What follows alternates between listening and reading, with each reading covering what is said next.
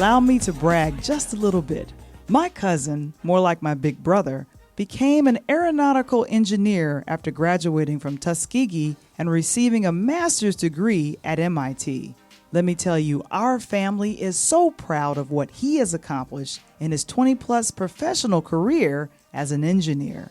I did a deep dive and found out about the engineering course. Students are required to have good analytical skills, critical thinking, and most of all, problem-solving abilities. And then there are so many fields of engineering. Let's just go through the list. Computer science, electric and civil engineering, solar and wind engineering, and my cousin's lane is aerospace, aka flying planes. That's right, my brilliant cousin knows how planes fly.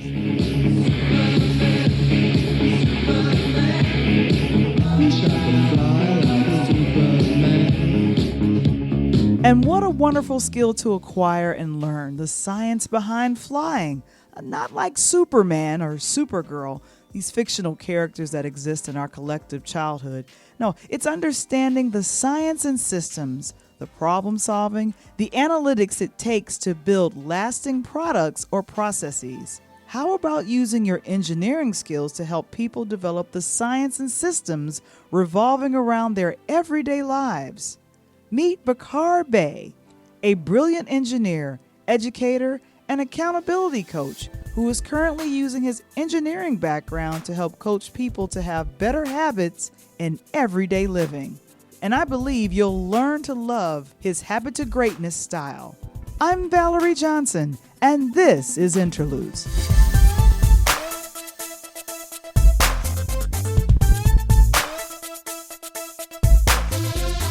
Interludes, a pure Lighthouse production. This episode is brought to you by our national sponsor, Certified Dream Builder Coach Glass. It's never too late to create the life of your dreams. And now, all the way live from the south side of Chicago, give it up for your host, Valerie Johnson.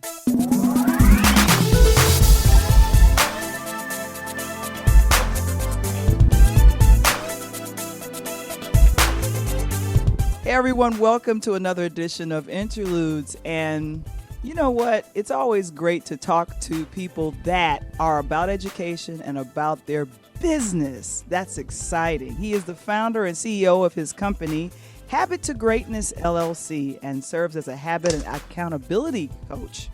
He is an educator, an engineer, and a loving uncle from what I've seen. Guys, welcome, Bakar Bey. How are you doing on today? Hello, Val. I am, as I said, at peace this morning. I'm excited to be here and have this conversation with you about gratitude and whatever else you have in store for me today. Exactly. I wanted to kind of peel back the onion a little bit and find out more about you. One thing I found out is that you like anime. What? Oh, man, you really did do your research. Okay, we can start there. We'll start there. Mm-hmm. I am a huge fan of the series called One Piece, and the creator, I can't think of his last name, but he's known by the community as Oda, and it's just he's written a phenomenal story about a young boy on his own pirate journey who wants to be king of the pirates and live the most free life on the whole planet, right? And I really connect with that, and so have been in actually that story came into my life at one of the lowest points in my life. When I was in college, just fighting to complete my undergraduate degree. Yeah, and what I was thinking that was so remarkable about you, things that you have in common with some of my family members. One of my cousins is an aeronautical engineer, but he's more on the project management side of things. Mm-hmm. So when I was like, let me find out about Bakar. Oh my gosh, he's an engineer, which means he's extremely smart because that's numbers. I'm not good with numbers. I'm the creative one. So when you were making your decision to say, you know what, I'm going to study engineering, what went into that? As I've shared in other stories, I didn't really have a clear idea of what I wanted to do with engineering. I just knew I liked math, science, numbers, and people. And so when I applied to colleges, I was looking to study architecture because I like the design aspect and the beauty that you create with architecture. I like engineering because engineers were solving problems, right? They were taking numbers, but creating practical solutions from ideas. And then I also wanted to study psychology or education because I always had an idea that whatever I create in my life, I wanted to improve the quality of life for people. So I really wanted to understand people and their needs because, I felt like I grew up in a bubble. I grew up, sheltered. The experience that I had was not the kind of conversations that I was having out in the world. So being able to bring some of that, knowledge, experience, wisdom that I was getting at home or in my faith community, I imagine, creating a world around those principles and being able to do it through like engineering, through architecture in some way. But I realized, man, those are really, for me, later, it really just turned out, those were just expressions of what I saw I wanted to produce in people, right? That I wanted people to be the architects of their own life. I wanted people to have the skills to be able to solve the problems and create the solutions that they needed for their lives and to better understand themselves so that they can serve themselves in the healthiest and happiest and most positive ways. But I had no clue about that at 17 when I went to college. So it was just shooting darts or shooting arrows in the direction that my heart was carrying me. Well, you know what? I'm a huge fan of A Different World, and your walk kind of reminds me of Dwayne Wayne. I know he's a fictional character, wonderfully and brilliantly played by the actor Kadeem Hardison. Love it. And he was a major. I think his major was engineering, and he did a pivot in his career because he was teaching his deal with Whitley, because him and Whitley was doing things there at the fictional Hillman College, and I'm just wondering what lessons have you learned that helped you transition from engineer to now an accountability coach? Wow. So, man, that's really good. That's a really great question. So I would say the foundations of engineering are first understanding the problem. That engineering and what really drew me into it, the identity as an engineer, was the process of design. That engineers are focused on designing solutions to fit specific needs. And there are, hundreds of solutions that you can come up with. But what's the right solution with the resources that you have available, with, the time, the money, and the people made available to you, right? Because we may come up with a solution that may not be viable for another 100 years. We could come up with a solution that's outdated, but it's still tried and true, right? Like nobody's reinventing the wheel, because that has been, optimized, if you would, for what we're looking for. Maybe we'll come up with other, you see like the spherical wheels that can allow you to go, different directions. So maybe somebody's looking ahead. But what it was really with engineering was just understanding or getting to the point where I realized I can create practical solutions and I can design them from scratch. I can start with the problem and get to a series of solutions that actually help people, moving forward. Yeah. And I've never made the connection that engineering and accountability and kind of that whole world of would connect together. And that's fascinating to me. It was a very interesting journey. So like for me with engineering, a lot of times I found that the focus for the majority of the disciplines of engineering were on products or processes. Okay. It was on creating things and stuff. I was people oriented, and I didn't see enough engineering with people until I got exposure to the industrial systems realm, where I was introduced to human factors, and ergonomics, right? And that's the space in engineering where they design with people in mind. And to me, I was like, why isn't this foundational in engineering? And that's part of the accountability. Why is it, I'm one of those people who constantly sees the gaps. I think in engineering, it's important for that. Hey, we've got a problem. Okay, well, how do we fill in? How do we ensure that we don't create failures in our solution? That's why, when bridges are built, when airplanes, and I think something that I really learned and I liked about aerospace engineering is that they have the highest factors of safety in any industry. Mm-hmm. So if an airplane goes down, it's either a human error or an engineering error. Most of the time. Now, granted, there are other, natural causes. Could be, a hurricane or something like. But we have to design with all of those things in mind from an aerospace, because if a plane fails, there's a lot of lives on the line. If a bridge fails, maybe a few less. If a lamp fails, right? Because those are engineering. There's probably nobody getting hurt. Depending, but with aircraft, that was something that I really learned in the aerospace industry.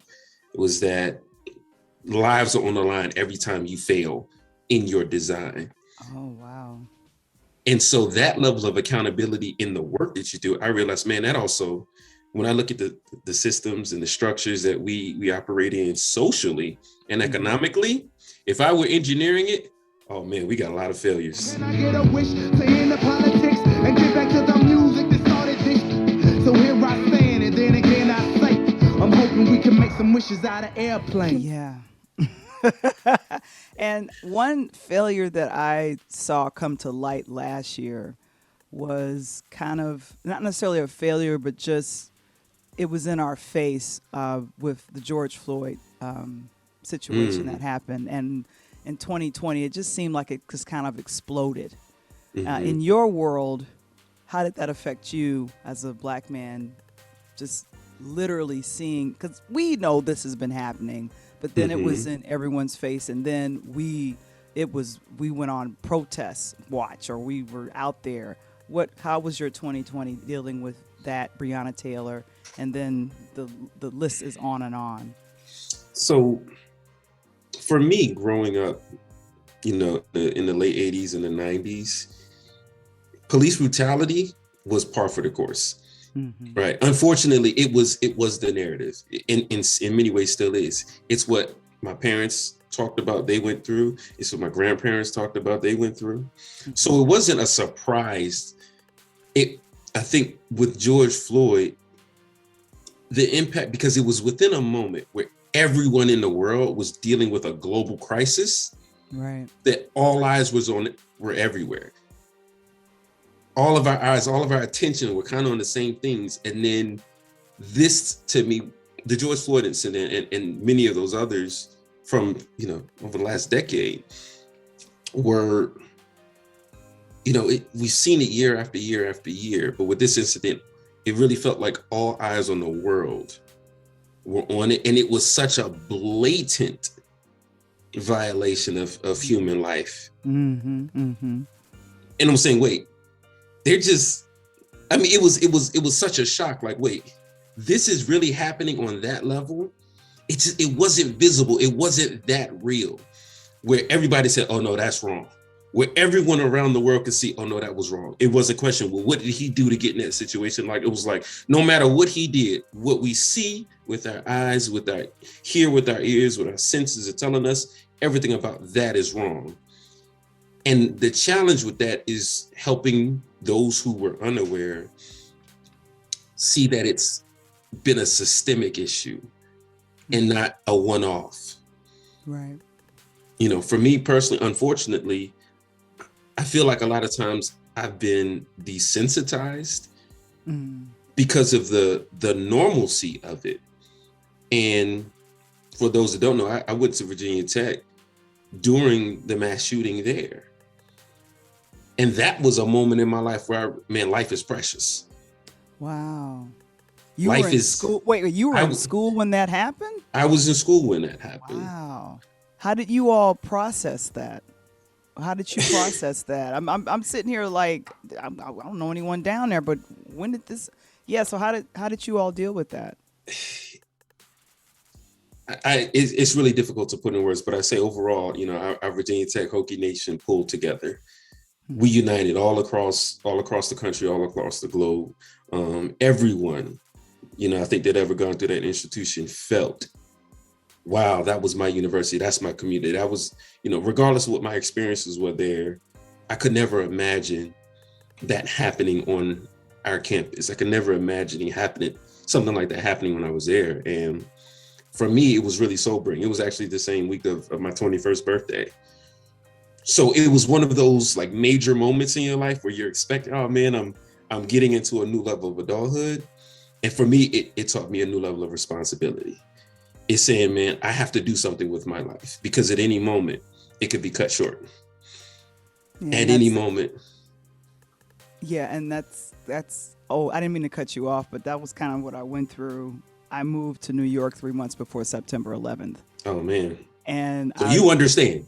I completely understand, because that shell shocked me for weeks afterwards. And what I was hearing from my parents at the time were like, please move back home. Don't get on a plane, but please move back home. And I was thinking, I'm here, and I don't want to be terrorized out of the choice that I made to live in New York. I don't want to be terrorized out of that choice. And so, yeah, I totally understand that.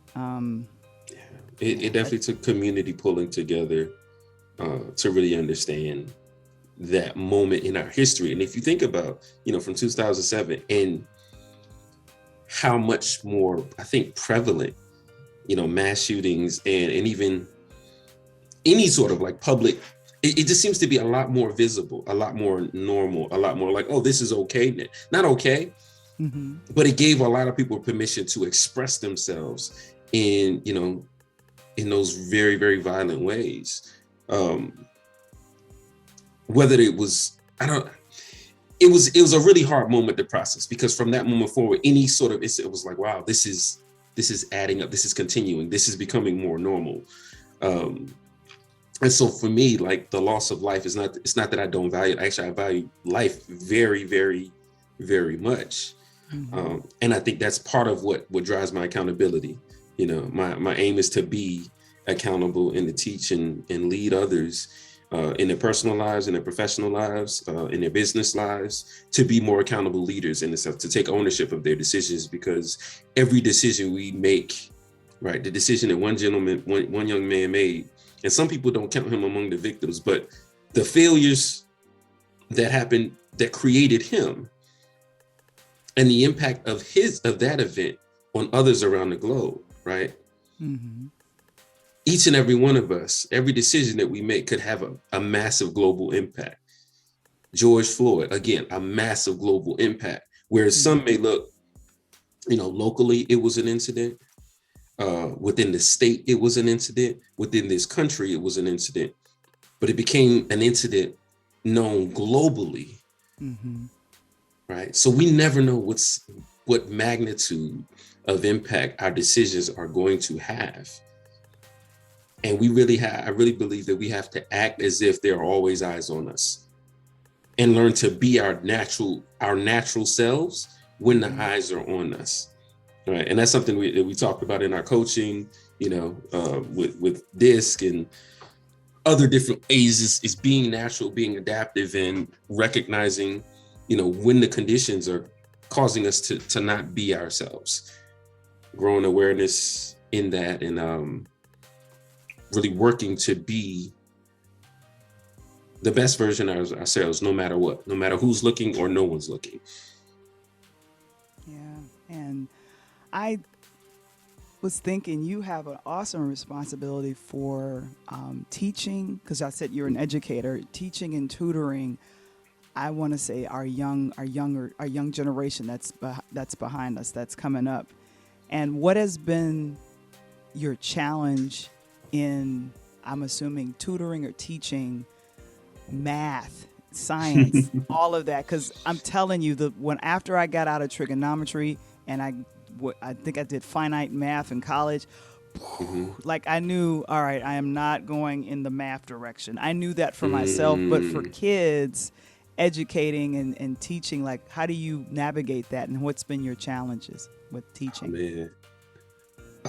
I navigate teaching math in a way that I realize that a lot of children aren't taught math in a way that makes it real to them.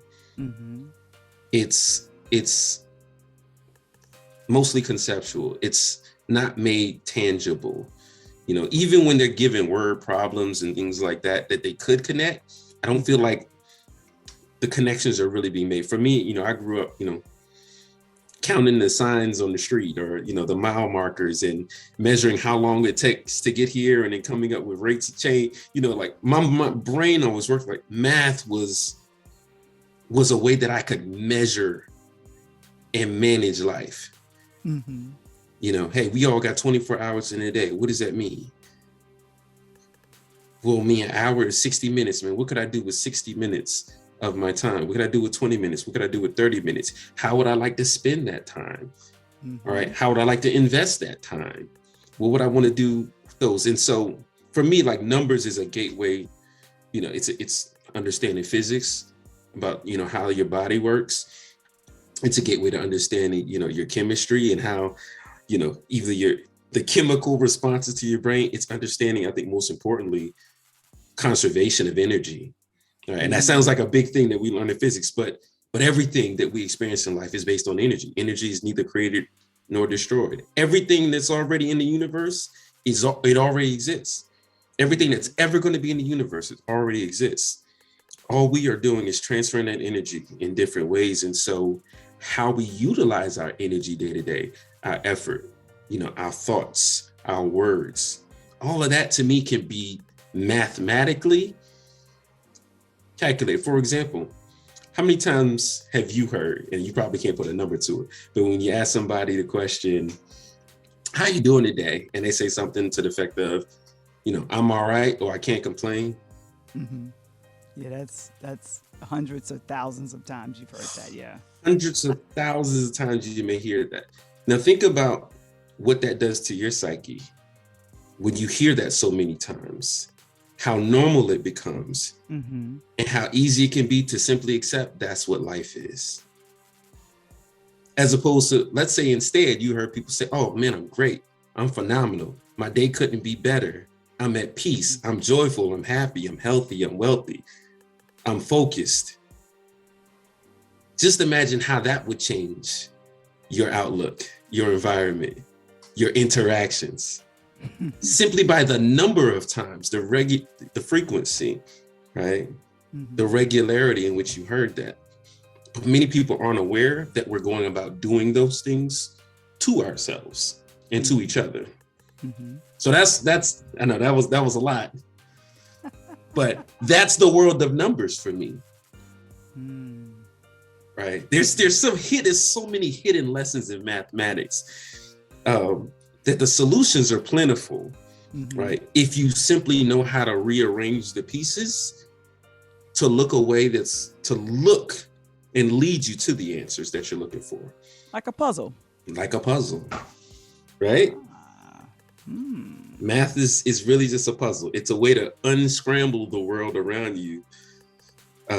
Somebody say, hey man, how do I improve my belief, or how do I improve my confidence? Tell yourself you're confident 100 times a day. That's the math of it. That's the math of it, right? If you want to boil it down to a number,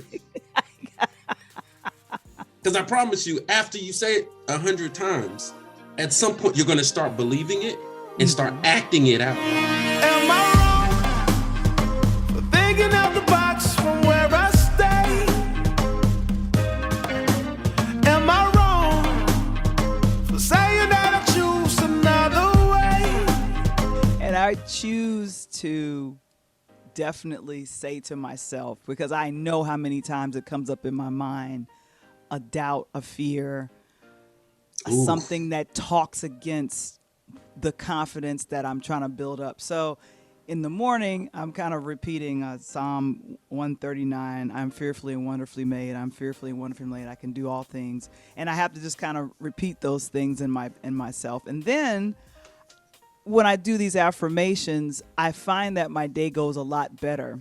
Mm-hmm. And so that's phenomenal to me, to know math even plays a part in building your confidence. I love that concept.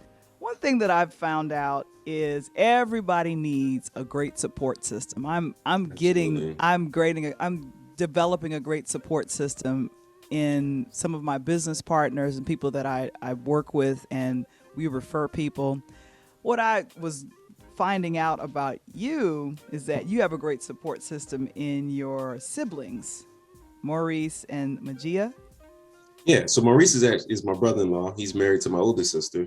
Okay. Majida is my sibling, my sister. And at the end of 2019, Maurice approached us, as entrepreneurs in our family, to establish a mastermind group, SEER mastermind group, where, I know he recognized what he was missing was a community of people to get together for that support, encouragement, accountability, and recognition. We came together, my sister working in the financial industry as well as in construction. She's actually, becoming a general contractor. She's a pioneer in many ways. Her finally really stepping into her own gifts and talents, it's 15 years in the industry. She's taking those things that she's learned and being able to bring it to an environment and do it in a way that I know nobody else before her has ever done. I noticed that the SEER Mastermind, I think, started just before you started Habit to Greatness. So were they the ones, along with others, to say, yeah, you should start Habit to Greatness? And tell me how you came up with the title and how it came fully about at the beginning of this year for you. Absolutely. What I would absolutely say, though, that first and foremost, SEER saved my life. It saved my life. I was at a crossroads in my business. I was actually working with my sister in the financial industry, but I didn't feel like I was really giving the people I was working with all of the value that I could bring. Right? That we were focusing on financial plans and solutions, but there were certain human habits, human values that I knew that I could address with people, but my job or my business, my responsibility to the business that I created weren't really allowing me room to exercise, not in the ways that I knew that I could give more to people, where the financial piece will come easy once they saw the other things that they needed to get in alignment with their lives, right? And I'm all about making life simple, right? The engineer, we're not trying to make complicated solutions. We want to make simple solutions that anybody could implement and execute, right? And so SEER was actually the push that I needed, and the pandemic actually also, was that push out of the crib or out of the nest. I love it. To say, you know what? The world is changing and we don't know when it's going to go back. What life do I want to build from here forward? What life do I want to create? And so I had started doing some work toward the coaching, but I really didn't know how I would organize it. A year later, it really just came together that I know people need accountability and many don't know what that is, And so what could I do with what I had already put together for my coaching? And then I got with a gentleman that I met during, Eric Thomas's 120 conference, a virtual conference this year. Okay.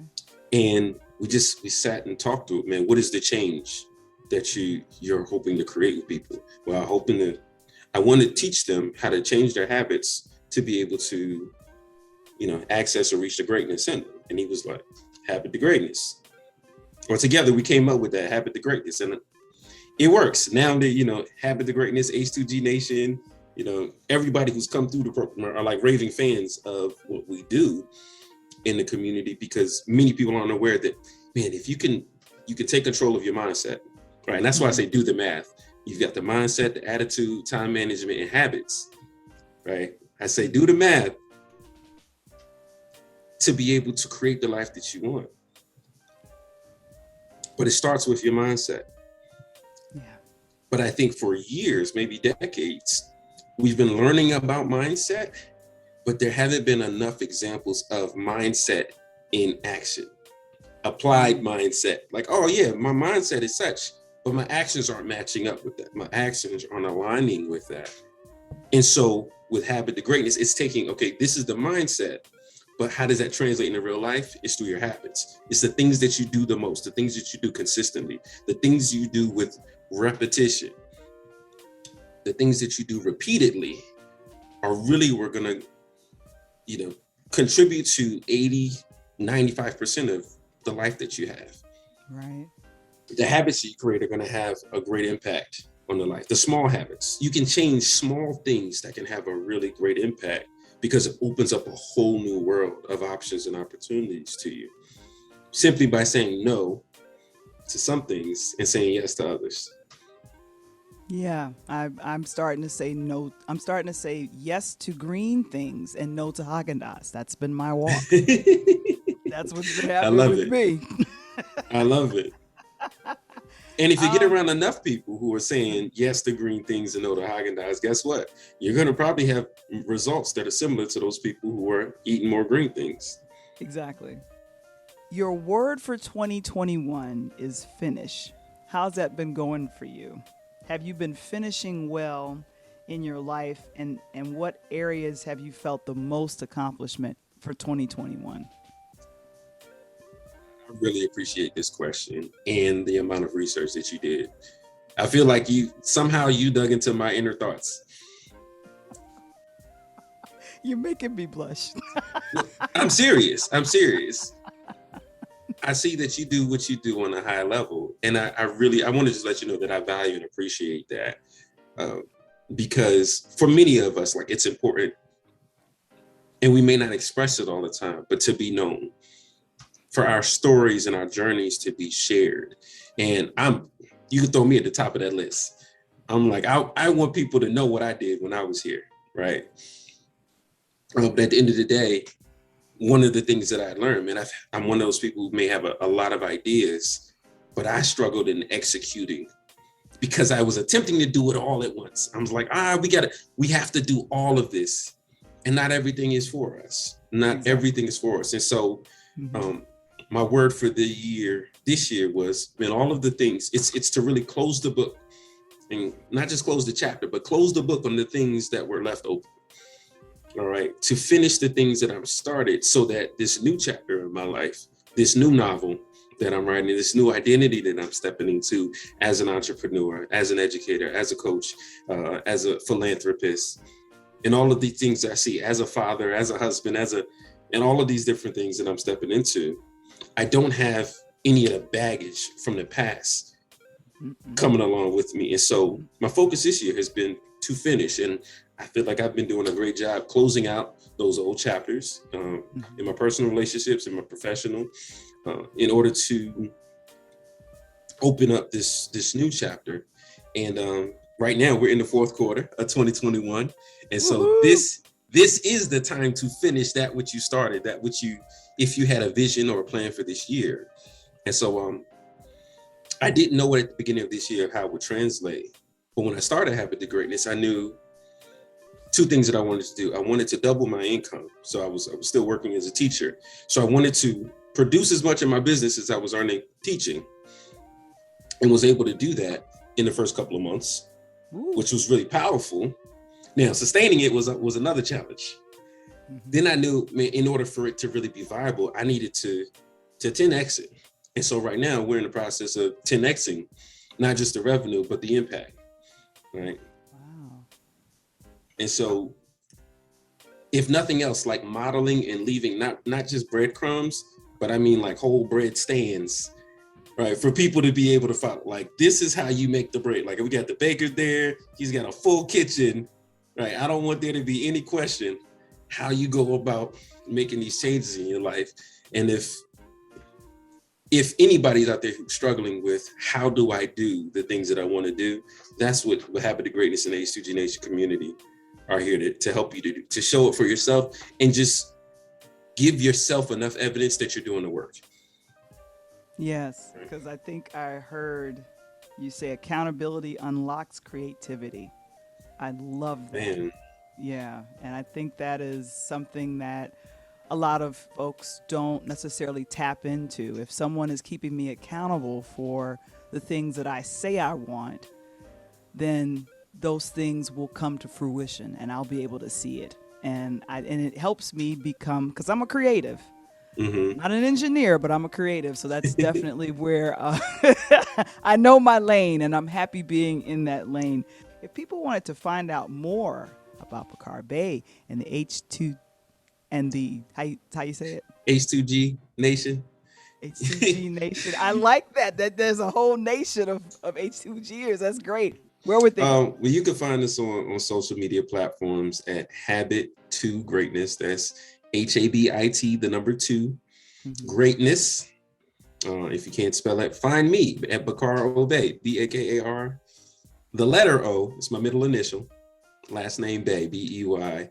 On social media platforms, or my Instagram is Bobey. That's BOBEY_world.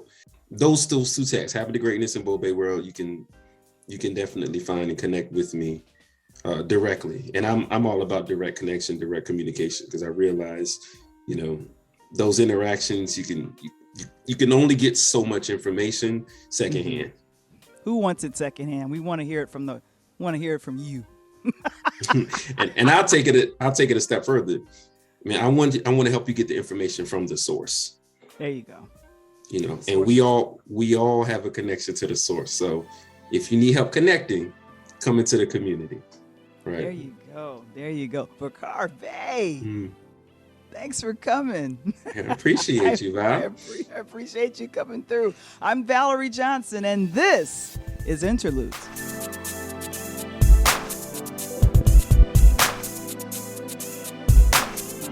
To hear more about Bakar Bey and what he's grateful for, please visit the Interludes Podcast YouTube channel.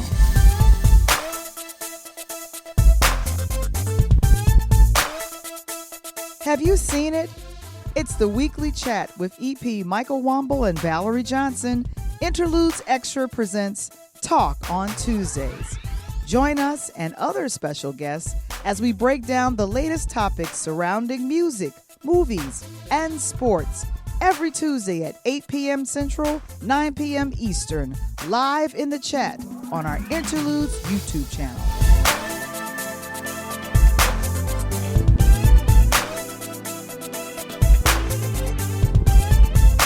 Interludes. Original concept by Valerie Johnson. Written by Michael Womble. Produced by Michael Womble and Valerie Johnson. Original intro and outro music produced by Kendall Nesbitt. Interludes, a pure Lighthouse production. Brought to you by our national sponsor, Certified Dream Builder Coach Glass. It's never too late to create the life of your dreams. To book your free dream assessment, please visit the website coachglace.com. That's CoachGlace.com. When you book your appointment with Coach Glass, tell them that you heard it first on the podcast called Interludes. To subscribe to our YouTube channel or join our Interludes Facebook group, visit the website linktr.ee/Pure Light Media.